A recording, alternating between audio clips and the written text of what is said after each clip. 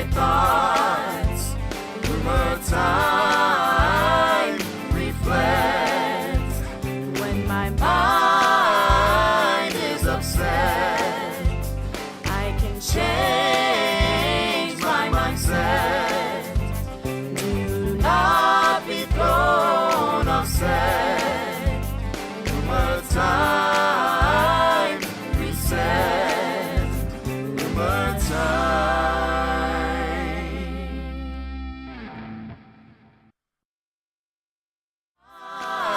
Mind is upset. I can change my mindset. Do not be thrown offset. Rumor time reset. Rumor time.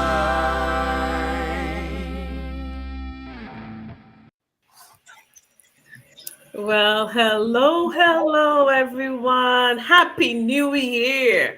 Woohoo! We made it to 2024. Could you believe that, guys? It is so good to be here on this first podcast, Access Time Conversations podcast of 2024. And we have another illustrious guest. Yes. And she's gonna tell us all about how the brain works, man. It's gonna be on and Popping. popping, on and popping. Dr. Laria, welcome. We want to welcome everyone. We're gonna introduce ourselves, and then for those of you who are with us for the first time, we do our 15-minute education segment, and we have some really exciting programming coming up for you in this quarter one of 2024. So I'm gonna just pass the mic to the rest of the team. Hello, everyone, and Happy New Year to you all, our listening members. I am Dr. Geneva Fleming, bringing you greetings from South Carolina, and it's such a pleasure to start the new year off with our special guest, Dr. Nancy Michael. You'll hear more from her later on. Good afternoon, everyone. I am Vanessa Kelly-Brew, and I am bringing you greetings from Elkhart, Indiana, the city with a heart where right now we have a -3-degree weather. So it is pretty cold here. But as Dr. Geneva said, I am so excited about our conversation with Dr. Nancy Michael today. So again, greetings to you all. Happy New Year. Yes. Absolutely. Dr. Michael, introduce yourself. All right. Hi, I'm Dr. Nancy Michael. It is such a pleasure to be here with you and kick off the 2024 season. Just neighboring Elkhart over in South Bend. Also, below freezing, especially the real temp outside. We were joking around earlier. My dog doesn't even want to go outside today. So thanks for being here in such warm company. And yeah, it's exciting. Awesome. Good to have you. And we already have two of our regular guests. Caroline, she is in Nigeria. And she is sending greetings for us. Then Loislin, who is in Trinidad, and she's also sending greetings. So put your comments in the chat. Let us know how you're doing. We want you to engage with us again this evening. Welcome. Comments and questions, especially questions for our guests. Yes. And also what we want you to do, because I know there's sometimes people log on, but because you haven't subscribed, your question does not come up on the screen. So what I want you to do right now is subscribe. If you're on YouTube, I want you to subscribe. I think you do the same thing on Facebook. I don't know all of this stuff, but I know in YouTube, you have to subscribe. And in about a minute or 2 minutes, you will get access, and you can send in your comments and make your question, have your questions, etc. All right. So if you're on YouTube, please subscribe. Please subscribe. On Facebook, do something that will get you connected to us, whatever that is. I don't know. Oh, there's Nicole Williams. She is in Mishawaka.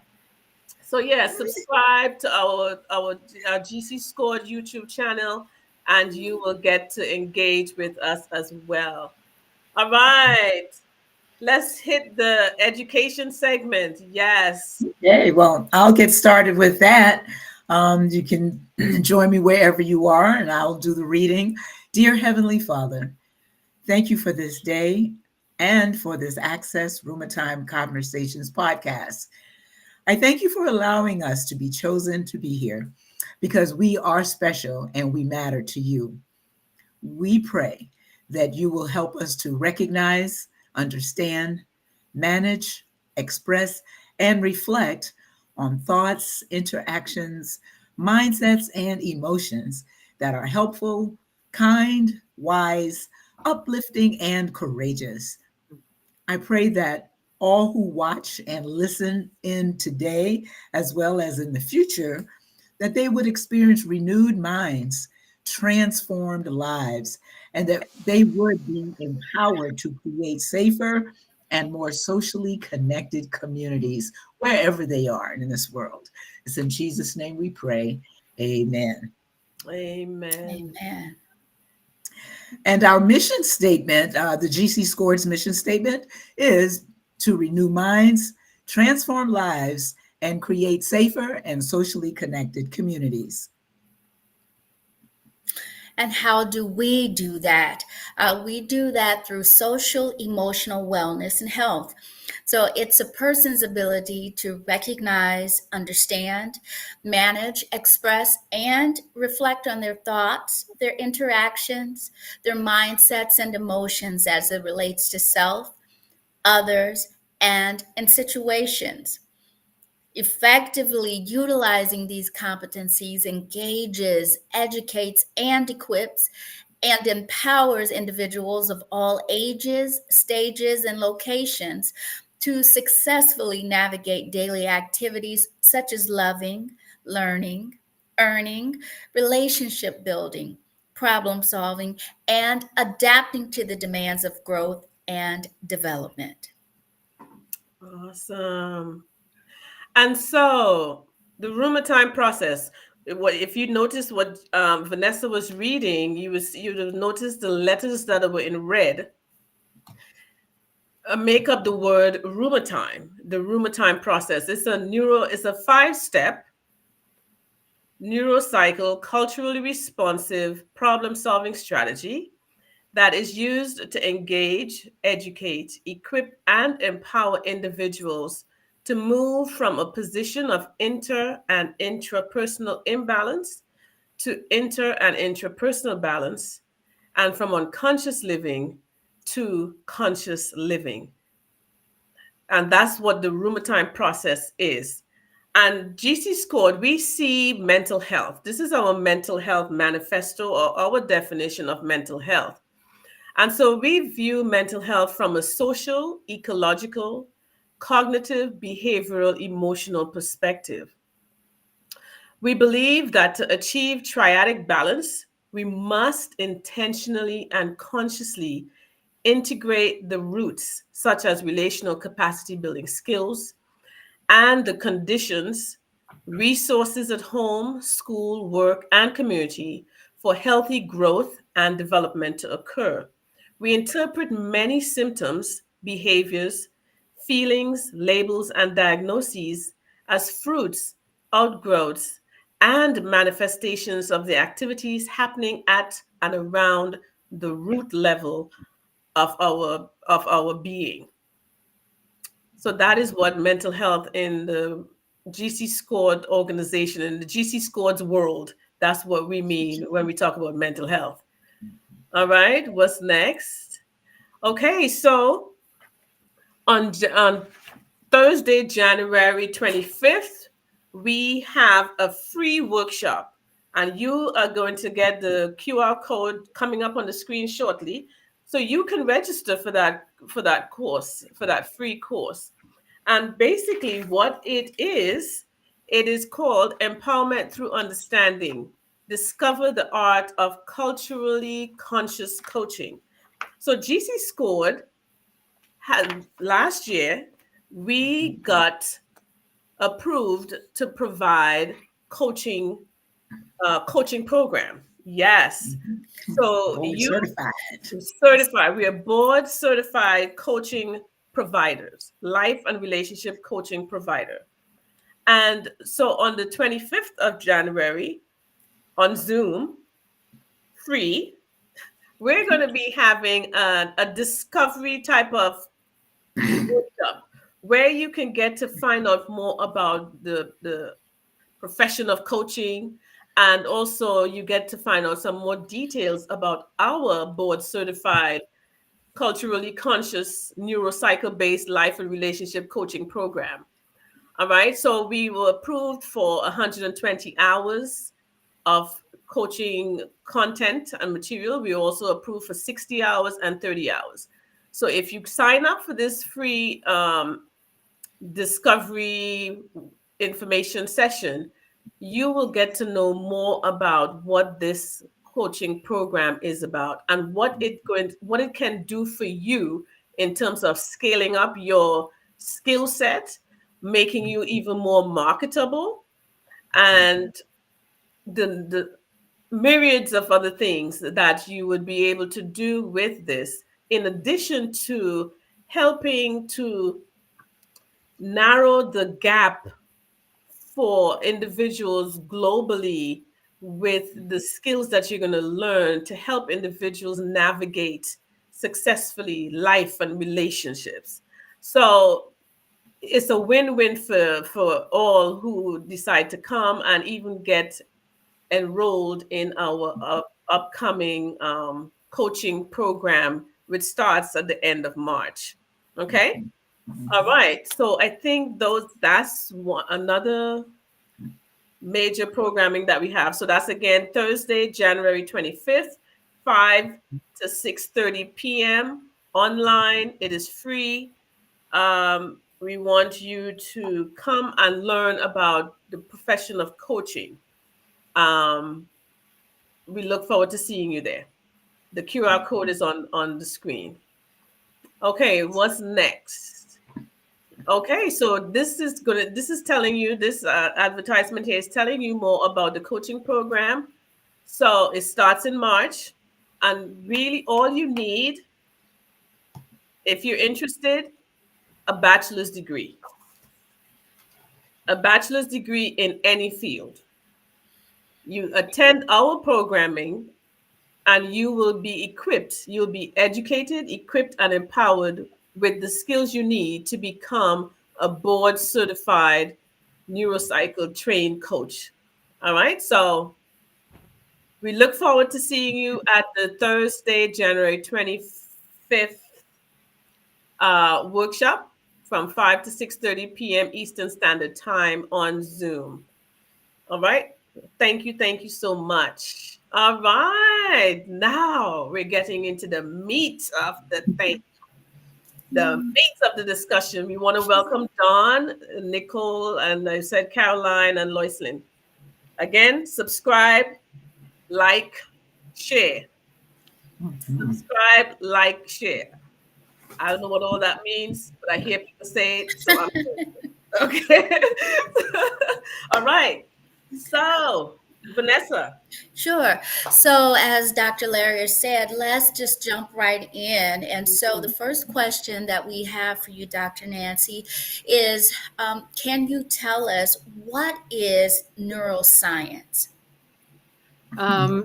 Yeah, pretty easily or simply, neuroscience is really just the study of brain and behavior, really broadly, right? So every human being has a nervous system. Every what we'll call like normative or neurotypical human, right, has this. When you think about what a human brain looks like, it's kind of this picture that's reproducible. It can be a cartoon of a brain, or it can be an actual picture of a brain, but everybody can kind of conjure that image when you're like, okay, what's a human brain look like, right? Everybody listening is probably like, okay, I picture, okay, I got it, right? All right. So in terms of neurotypical, then it's like activity within that brain is the driver of all human behavior, right? Through the brain and the nervous system. And so a question that often comes up is that, like, well, if all brains can kind of look the same, right? Like if one human brain is recognizable from one to the next, how is it that human beings are so different in their behavior, in their thoughts, in their actions.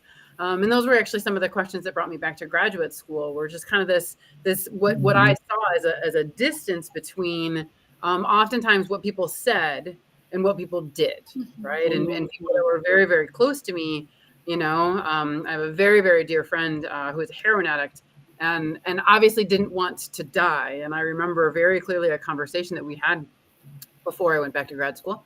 And he was like, Nance, like, I want to stop doing, I don't know how. I want to stop doing this more than anything. I don't know how. And he wasn't lying. He wasn't being manipulative, right? Like, it was a very, very sincere, almost plea, right? That knew that they were pretty close to death, and didn't want to, right?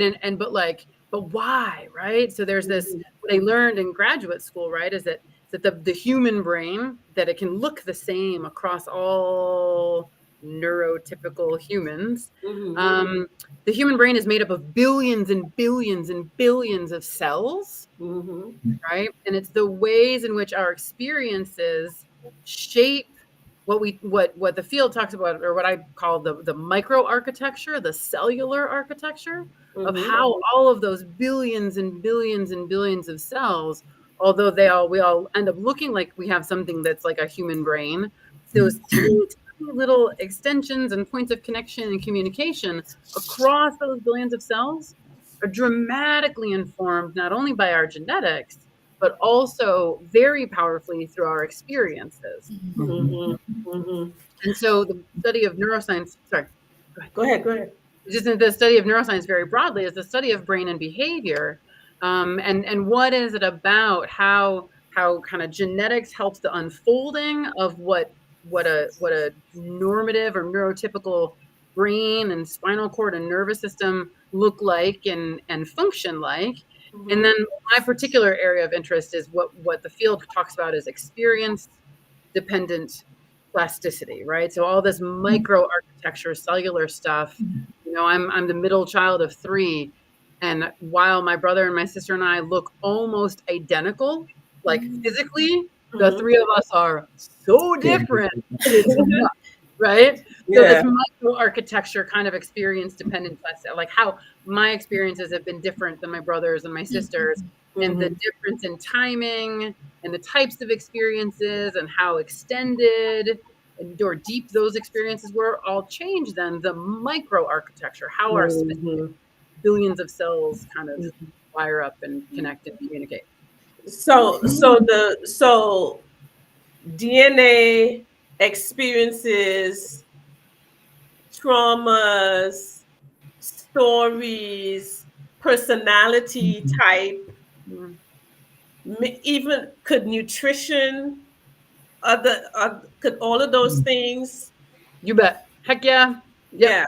Yep, absolutely. Right. Because if you think about like personality and behavior are expressions of those other factors, right? They're expressions of our genetics, of the nutrition that we had, of kind of the baseline kind of temperament that our genetics would suggest. And then how is it that the world has engaged with us? How, right, nutrition, right? Like, it seems like a really silly thing to say. I'm in my mid 40s and I realized like last year that the food I put into my body is literally the only things that my cells have to build my body. You know what I mean? I was like I've known, right? Like, of course we get our food, and of course, like, right? But like literally, like the quality of nutrition in the food that I ingest is the only thing that my body has to build or rebuild its cells, which determine cumulative health. And so that, I know, Vanessa, hold on. My brain is popping. All right. So that just speaks a lot to, and I don't want to take us off. So somebody bring me back after I ask this question. My brain is saying to me then, think about kids who live in lead infested homes. Remember the Flint water crisis. We also had that water crisis in Benton Harbor, Michigan. All these environmental toxins Then we think about abuse and trauma and traumatic experiences, adverse childhood experiences. All of that, basically what you're saying, the micro architecture is impacted. Yes. Yeah. Yes. So oh my gosh. And it influences behavior and Yes, personality. absolutely. Yep, Yeah. exactly. Because again, right, that like the things, the behaviors that we have, the personalities that we have, the tendencies or habits that we build over time are expressions of here's another fancy neuroscience word, brain and behavior word. It's called potentiation, right? And so out of these billions and billions of cells, the things that we've done repeatedly make it easier for different cells in our brain and our nervous system to connect and communicate, right? And that process of really solid connectivity and like kind of this really easy flow of communication across cells is called potentiation. So synapses are the points of communication between different brain cells. Right. And so the synaptic potentiation, right? The strengthening and almost permanency of information flow across these billions of cells in the nervous system. Yeah. And right. So who we are is just kind of a sum, like how we show up in the world, how we're able to show up in the world, always built on the backdrop of kind of genetics and dispositions and things. But then all of the other stuff is the expression of the sum of experience at any point or stage in development. Oh wow. Who we are. So that jarred a thought in my mind. So who we are, who are we really? So what we thinking about behavior. So are we the sum total of our behavior, or something different? A common quote that we use within our organization is, behind every behavior is a belief. And how a belief's built, how does that inform our behavior and our person? Who are we really? Are we our thoughts, or are we our brain activity? How might you break that down? Great question. And I mean, we could have like 17 sessions just on that question, right? So if you think about it, so the way that I think about it from a synaptic potentiation perspective is that we're kind of like our whole history. Right? Like we have anything that was salient enough or important enough or severe enough or kind of long-term enough to merit strong connectivity in our nervous system, that we kind of bring all that history with us into the present all of the time. Absolutely. Right? And all of that history, all of that synaptic potentiation then will bias, right? Not like in like a kind of biased way, but right. It's this ease of electricity flow, ultimately, ease of communication across all of the cells of the nervous system that will bias how our brain computes our understanding of where we're at right now. Sometimes that will emerge as thoughts that we can like articulate and label and say and discuss and stuff like that. A lot of times we just kind of feel stuff, right? That like that one of these kind of questions that brought me back to graduate school, this distance between kind of what I say and often what I do, right? That like what I learned during graduate school and in the many years since is that there's like this decision making or executive function of the brain and processes of the brain. And then there are these motivational systems and limbic emotional systems and, the parts of our brain that drive our, blood pressure and stuff, right? We often talk about these things as separate systems, but they're actually all integrated, right? So there's communication between, right? And so we're built from the bottom up, right? If we think about ourselves when we're kind of tiny infants and children, right? That like we are completely from a nervous system perspective, we're obligated to be dependent upon the world around us. Over time, we become grown-ups maybe. Maybe. Right, but we're built from the bottom up in this very deep, obligately dependent kind of way, and we become both top down and bottom up over time. And so this behind every action there is a belief. Behind every action there's certainly a history, right? Often many of us aren't able to articulate that history that might be driving the behavior.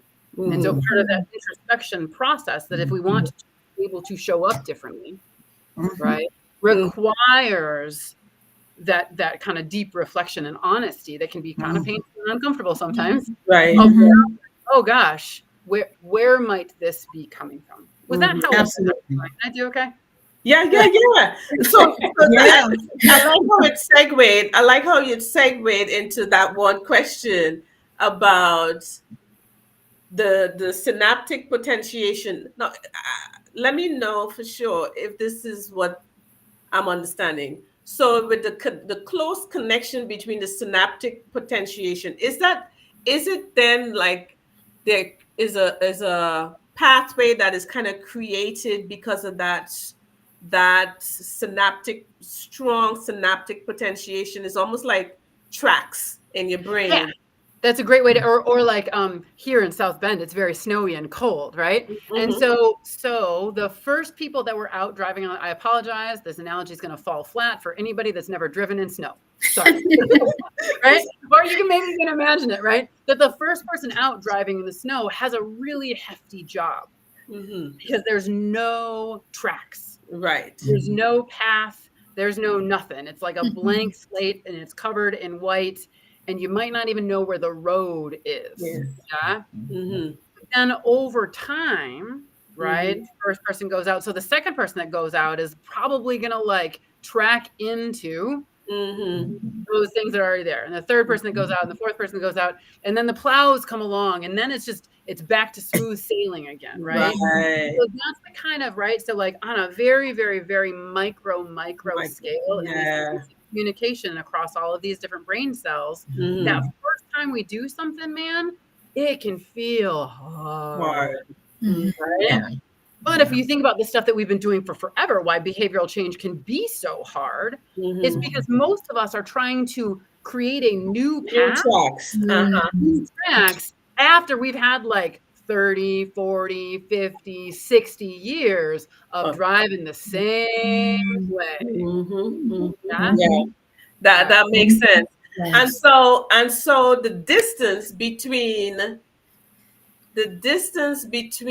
the belief that may be unconscious and the behavior requires conscious. It requires the decision to say, as our definition of the RUMERTIME process says, helps you move from unconscious living to conscious living. And that is when you can begin to effect some type of change. Absolutely. Yep. So we're right. And I think that mirrors like very accurately nervous system development. We're built from the bottom up, right? There's no intentionality. Anybody ever seen an infant, like a 6-month-old? Right? There's no intentionality in the way that infant is deciding how it's going to do anything, right? That like it's very passive via caregiving relationships, right? Kind of built on this idea. Well, it's not really an idea. It's like this foundational truth that human nervous systems expect consistent, compassionate, reliable, predictable care that with a social world and then sensory world that increases with complexity in developmentally kind of appropriate ways. Okay, that was a little bit of a bunny trail. All right, so coming back around, we're built. It wasn't. Okay, so we're built from the bottom up in a reasonably passive, right? Like we're obligated to depend on the world around us, right?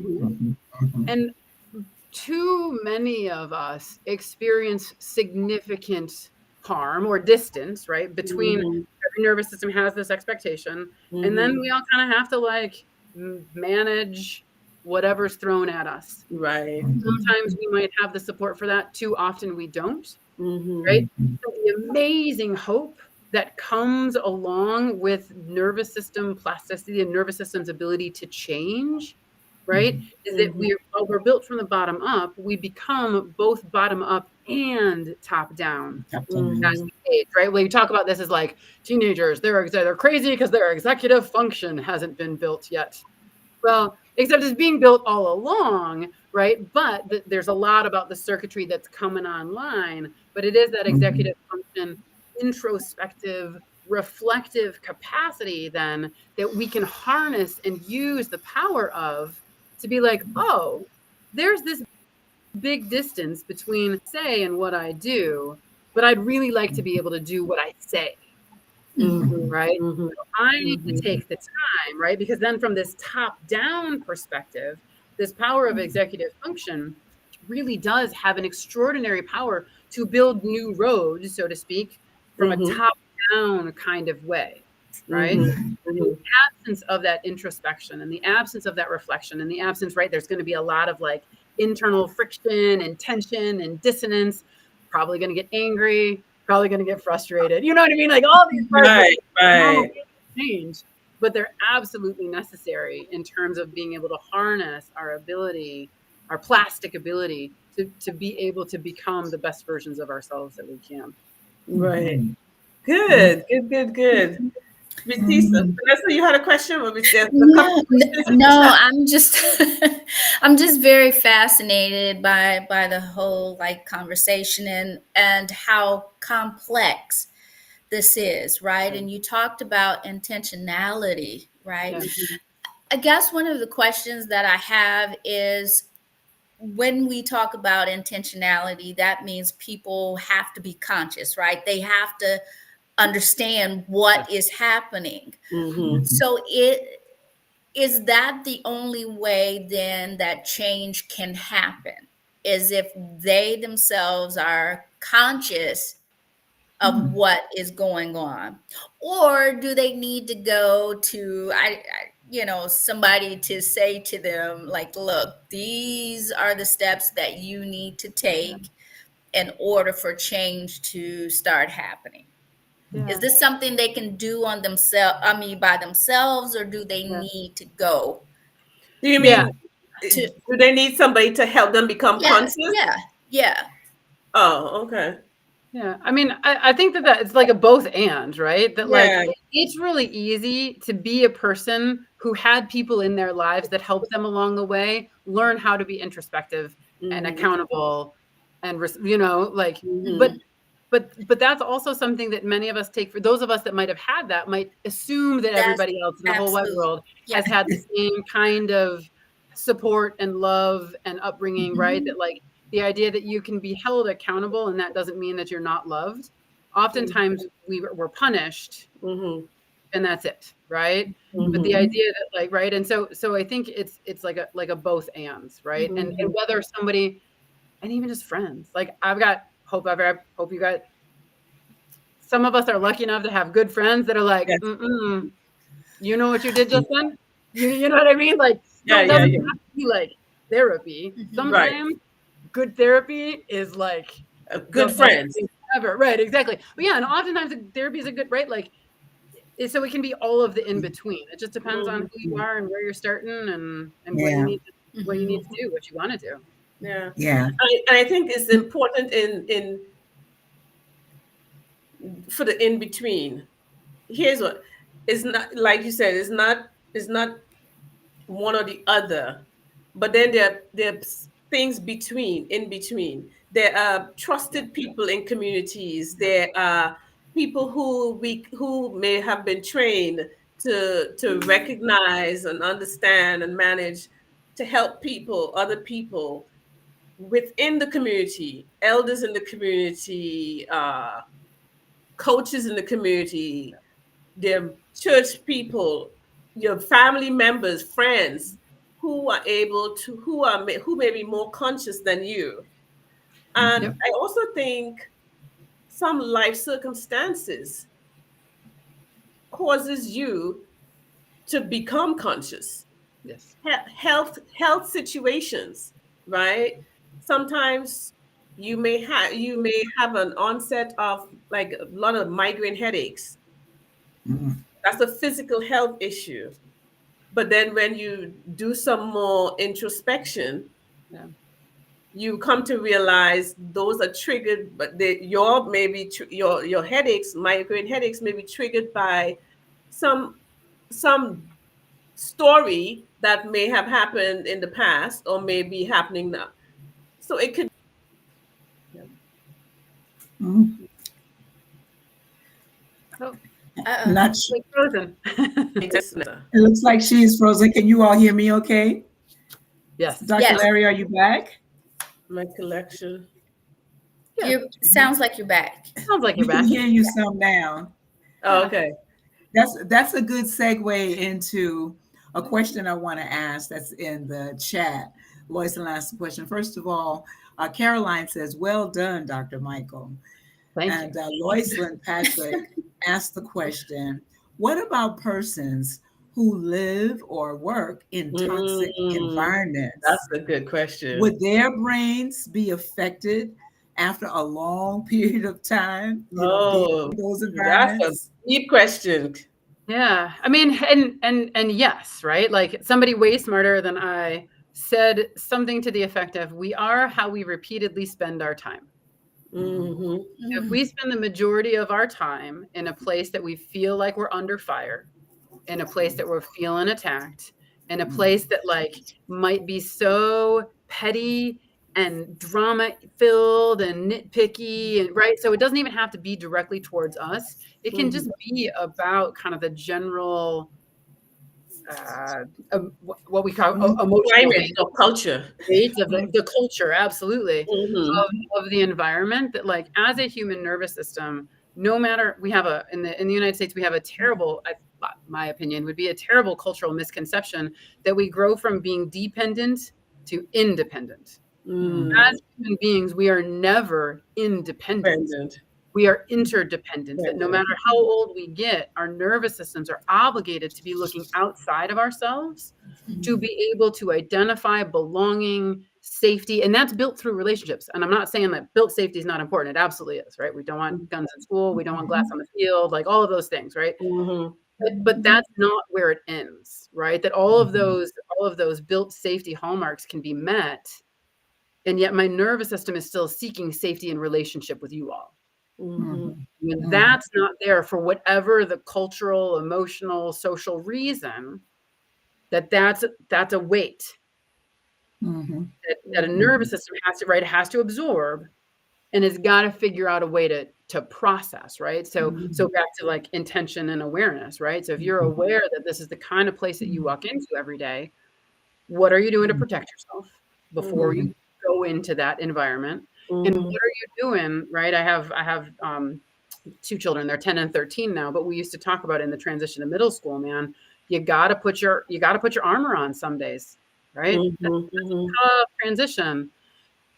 And that will protect you and help you throughout the school day. So equally important is being able to take it off when you're back in a place with people who can be like, right? And so that's why like often these transitions become so difficult. caregivers, right? Is because like every single person is keeping it together all day long, and we transition back home, and everybody's like taking off all the stuff, and it just you know what I mean? Like it shoots out like fireworks.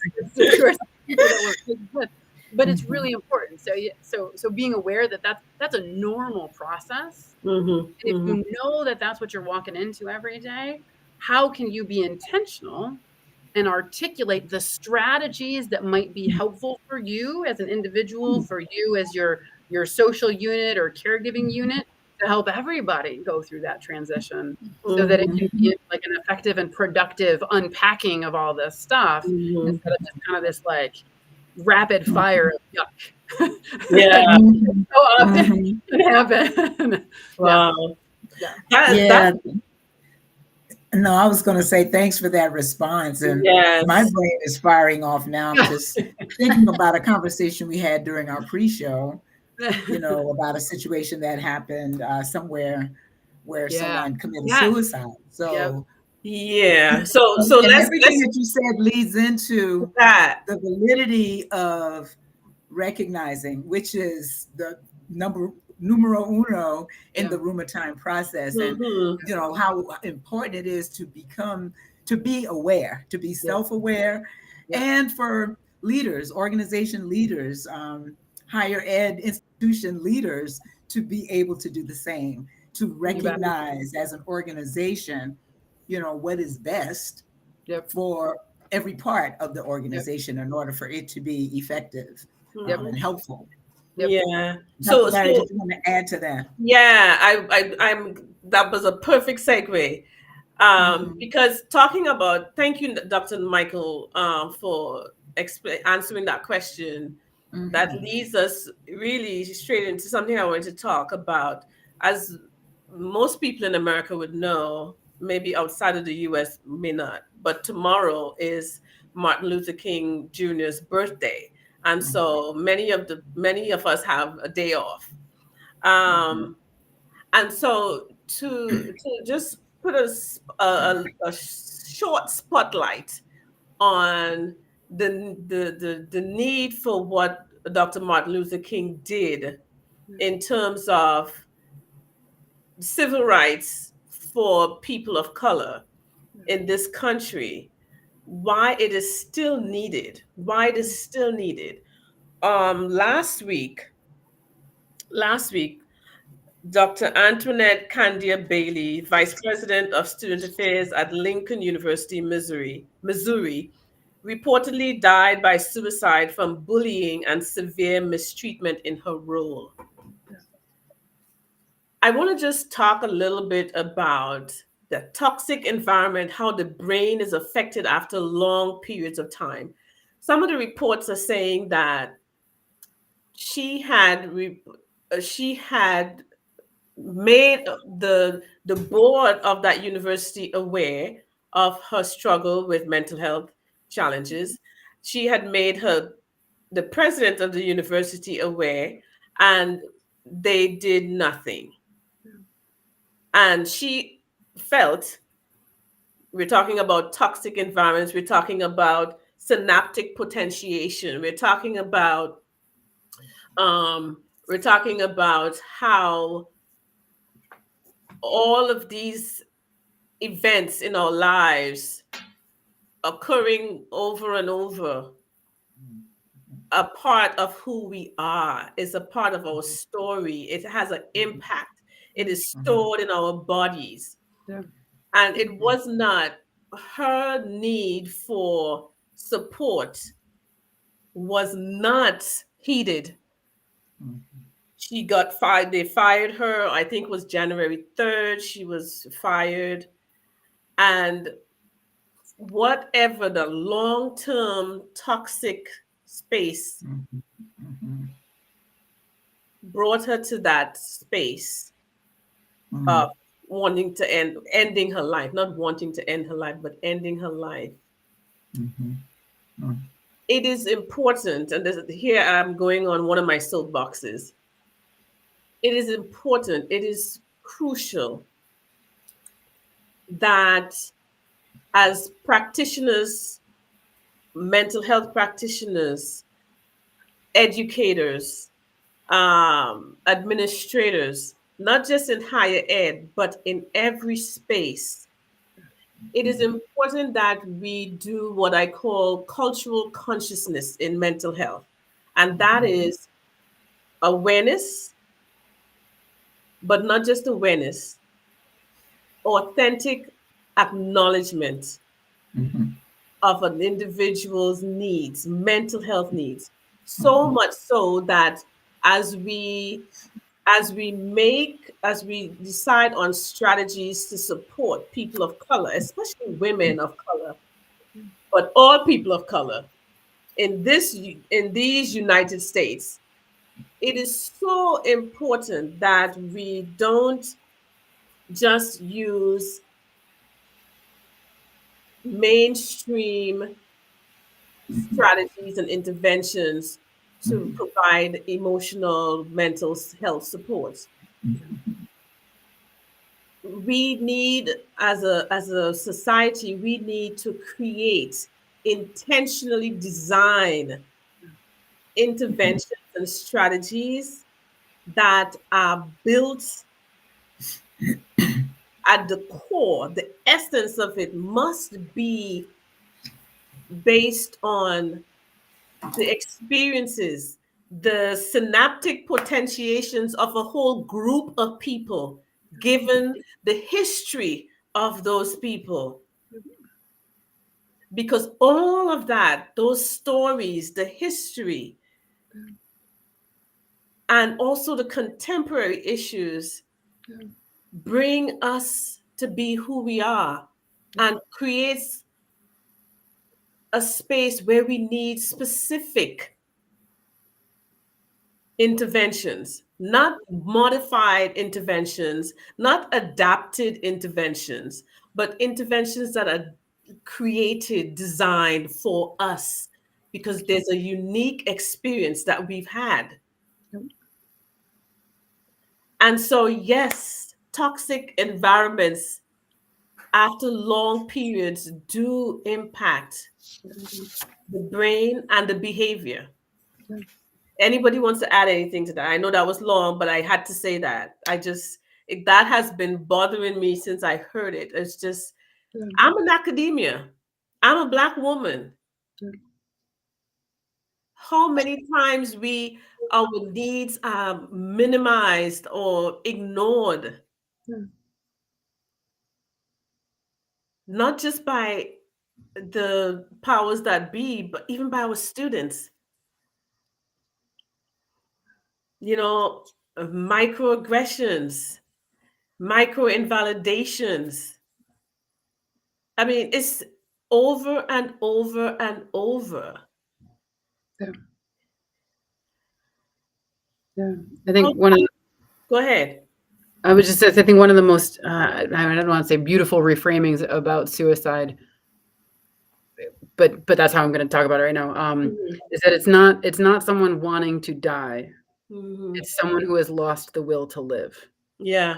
Right. And so Yeah. in the context of microaggressions, in the context of just kind of these repeated, I think about a death by 1,000 paper cuts or death by 1,000,000 paper cuts, right? Where it's not everything. I think we've been right to, we learn, we think we learn, we're Mhm. taught that we learn Mhm. as from top down, executive, declarative memory. I can remember this fact. I can do well on this exam. Therefore, I've learned this. And so a Mhm. lot of educational structure kind of implicitly pushes aside all of this other learning that we're doing all of the time about Yes. role, place, and purpose, right? Yes.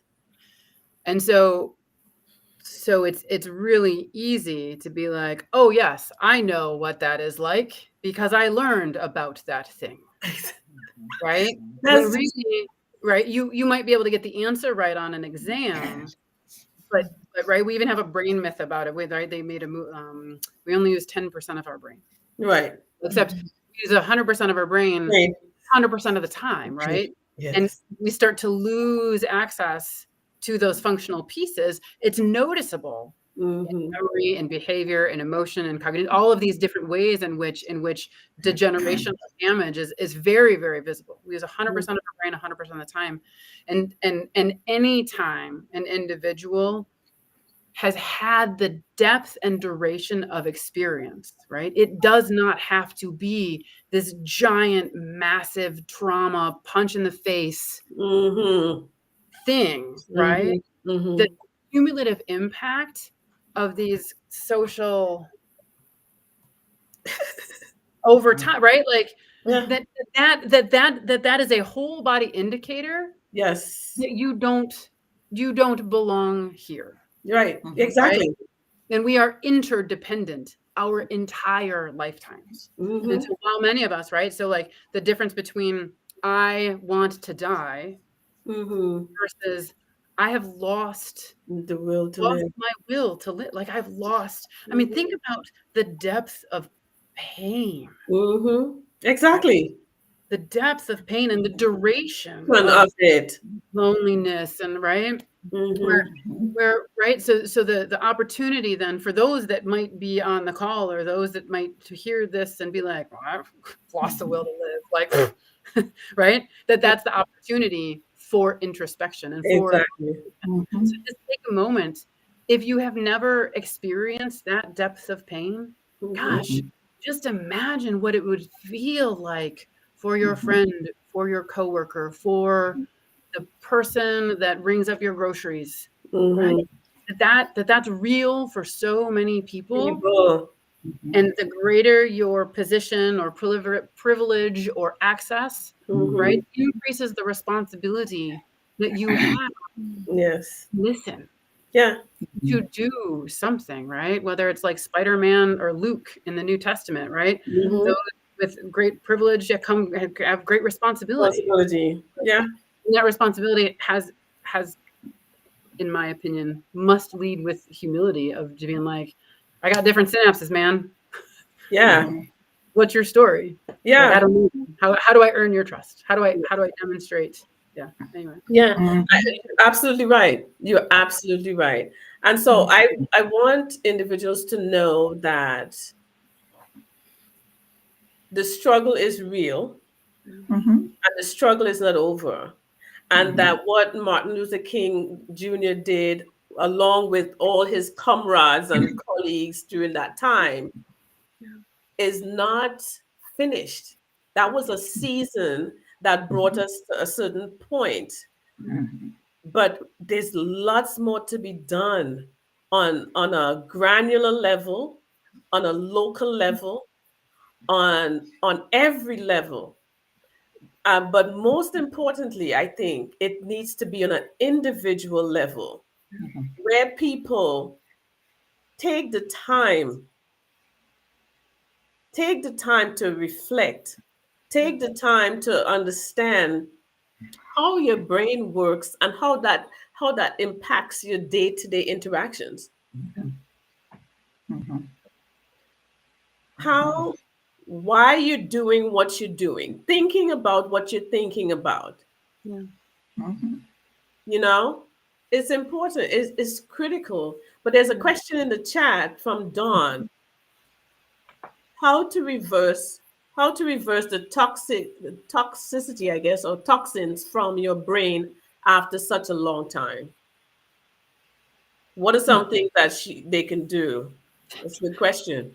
Great question. Yeah, I mean, and the specifics of what that is, I would say, is probably going to be different for every single person. Yes. Based on what's happened, based on your story, yes, based on resources, based on access, based on lifestyle, all of these different things. You know, so I always, one of the reasons I love neuroscience so much is because it can take a lot of these strategies out of, do this and you'll be fine. Do this 3 times a day and everything will be right. Yeah. Like, human nervous systems need to feel safe with people, right? Like, first and foremost, number one, right? Even in extraordinary environmental stress and tension, right? That's where resilience comes from, right? Is that like resilience is not the absence of hardship.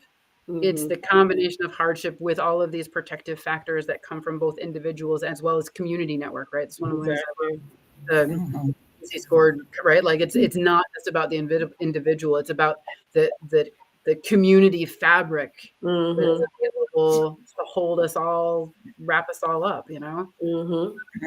Yeah, Definitely. we need downtime, right? On all of these things you could probably buy on a pulled canvas somewhere, right? Like, you absolutely need downtime. We like to think about idle brain time as like wasting time or being unproductive now. And idle brain time is not streaming on TikTok or flipping through whatever your feed is, right? Idle brain time is like literally disconnected. Sitting outside, maybe not today, not here, sitting outside. Storming is that you can sit outside still today, right? No. Down time. Right? We don't prioritize sleep at all, right? So none of these kind of foundational truth things are a big surprise. The challenge is to, again, be intentional and reflective about, like, okay, these things are not, no matter how much I don't want to have to do these things for human wellness, these things are non-negotiables. Non-negotiables. Absolutely. Non-negotiables, right? Absolutely. So how within my life, where are my strengths? Do I have people? Who are my people? Mhm. Who can I, if I've had a really not great time at work today, who can I call to be like, this is what happened, and right now I just need somebody to listen because I'm heartbroken. Right. We'll get eventually to, you know what I mean? Like eventually you can get to like strategy or problem solving. But Right. like a lot of times we just need somebody to listen.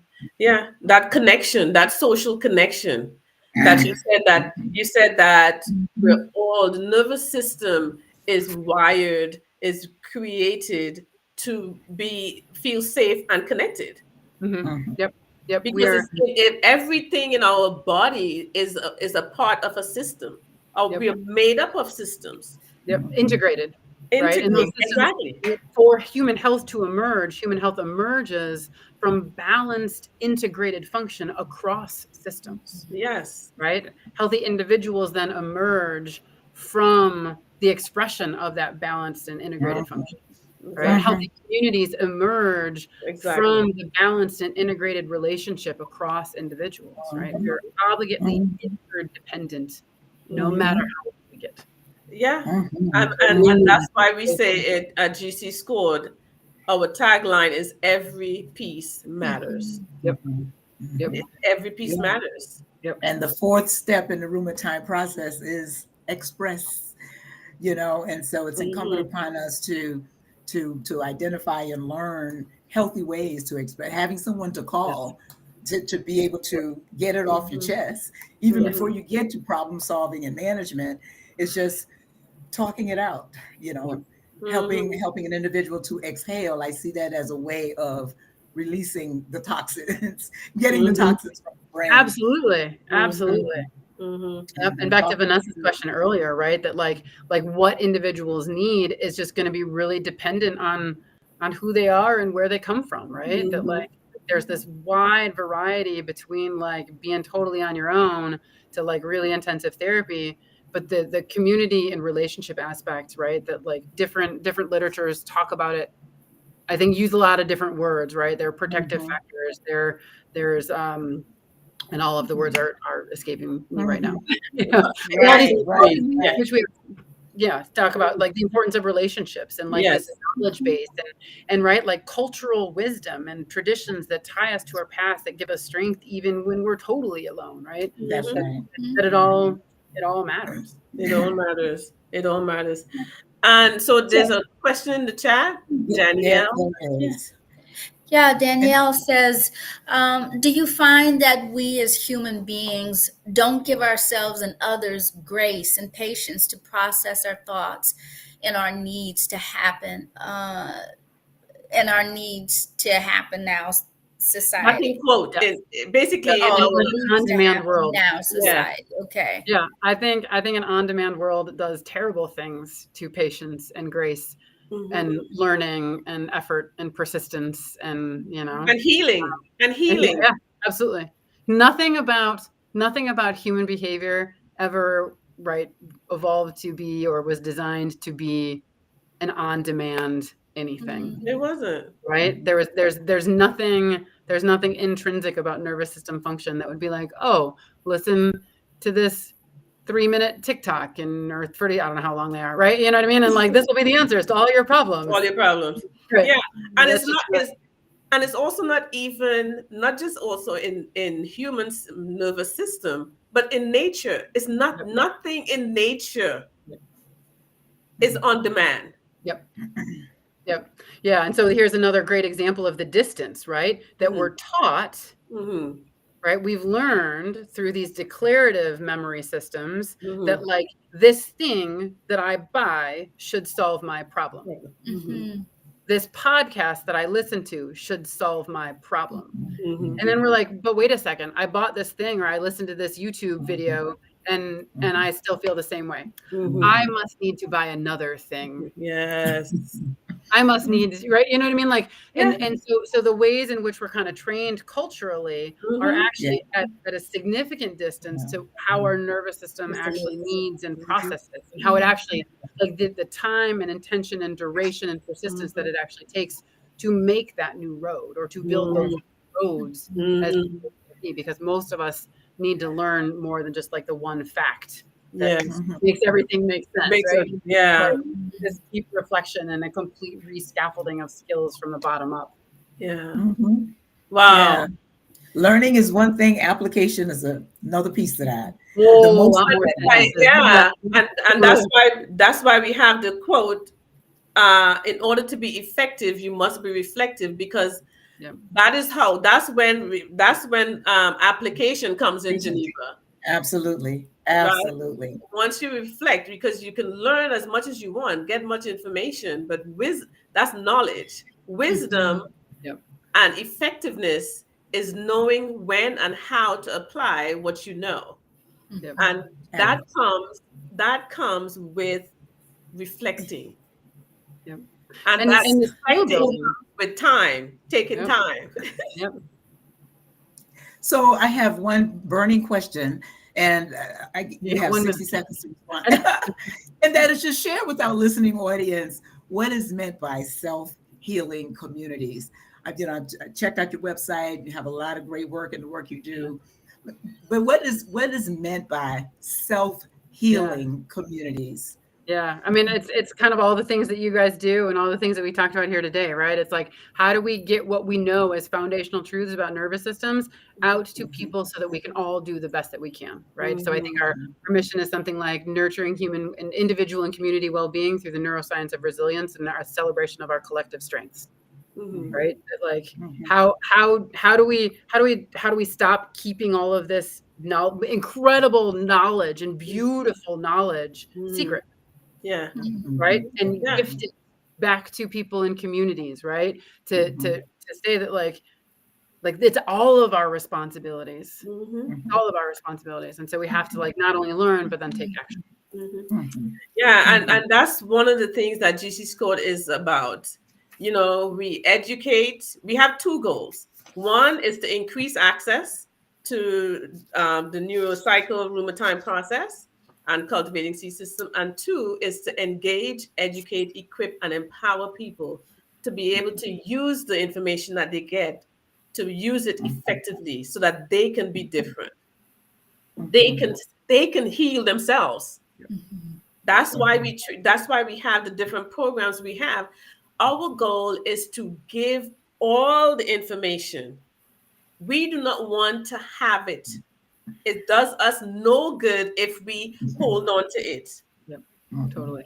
When people are dying by the thousands, what is your purpose? Right? So that is our purpose, to engage, educate, equip, and empower individuals to heal themselves. So by association, Nancy, we are collaborators. We are on the same path. And that's the thing about the self-healing communities, right? We're not an organization, it's a social movement, right? It's to say that like how do we all do this so that we can all be better for ourselves and for each other, right? Yeah.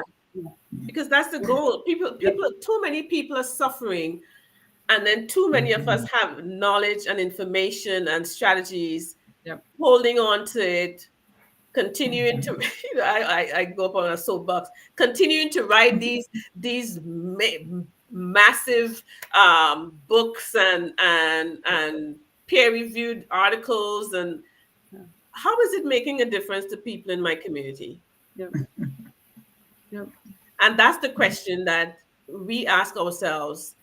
How is what I'm doing making a difference? Yeah. And that's at the heart of the self-healing communities movement as well, right? It's just like if we don't share, if we don't collaborate, if we don't support one another, if we don't celebrate each other, then all the stuff that we know might not ever make a difference. Exactly. And that would be a shame, right? We have an opportunity to close the gap and just do so much better. So thank you so much for the opportunity. We're absolutely collaborators, obviously. Yes. So much for the opportunity to be here today. Thank you. Thank you so much for this engaging, informative, instructive, enlightening conversation. We've gone over our time, but we hope to continue having a conversation like this, and maybe we'll have you on our show again, maybe in season 4 or maybe even sometime later on this year.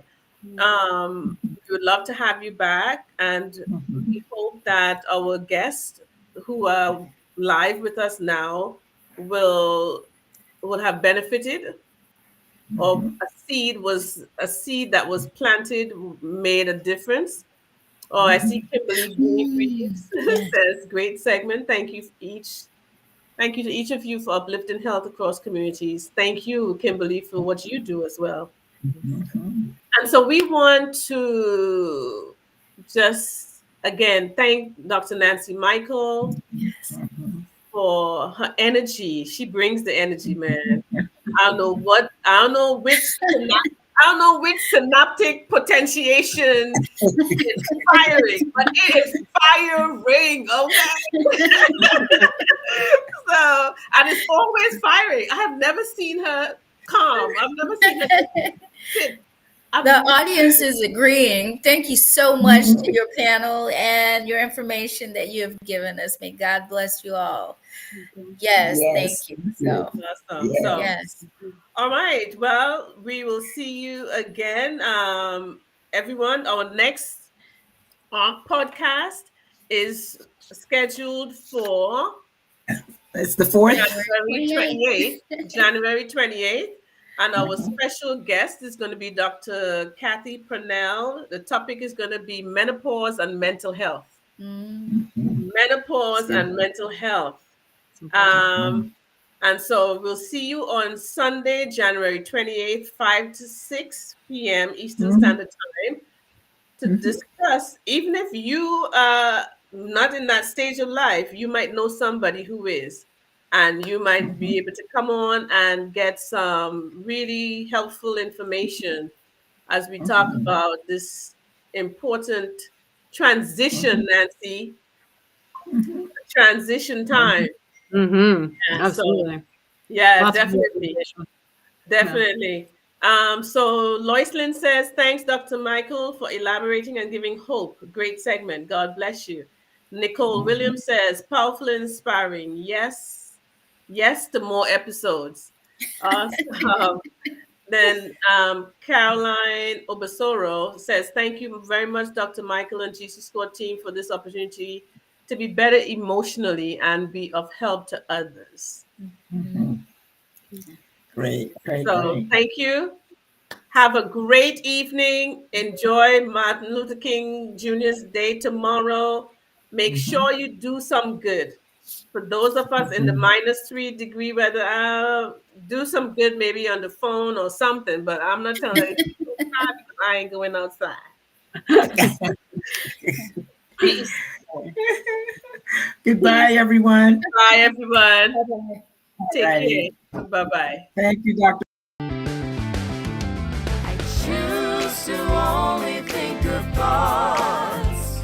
I choose to only think right thoughts. I choose to only think right thoughts.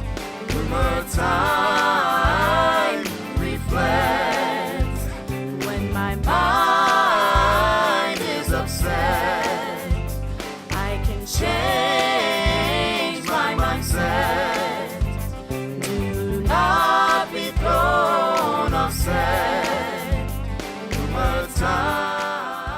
The RUMERTIME process, and I came across this quote: behind every behavior is a belief. Whatever setting you go to, whether you're at church, whether you're at school, whether you may be having I was an issue able at home. to analyze a little bit more. Bringing about real positive In order for me changes. to be effective, I have to be reflective. And this training I gather an appreciation for reflecting. And I take it from just something that's inside to getting it into tangible form, getting it out from fulfilling and rewarding to see the kids who coming and they sincerely growth in them. They became more reflective in their thinking, to see children grow and not just see but to be a part of it. What I have learned in camp about Rumor Time is that it's a process for solving problems we face in our lives. A lot of my stress, and then I begin to enjoy and spend time on the things that really make me happy. I come in this training to all age, from kindergarten. Before you do that thing that you'll regret, or say that thing. If you breathe and think, you should have this training. I would recommend this to everyone.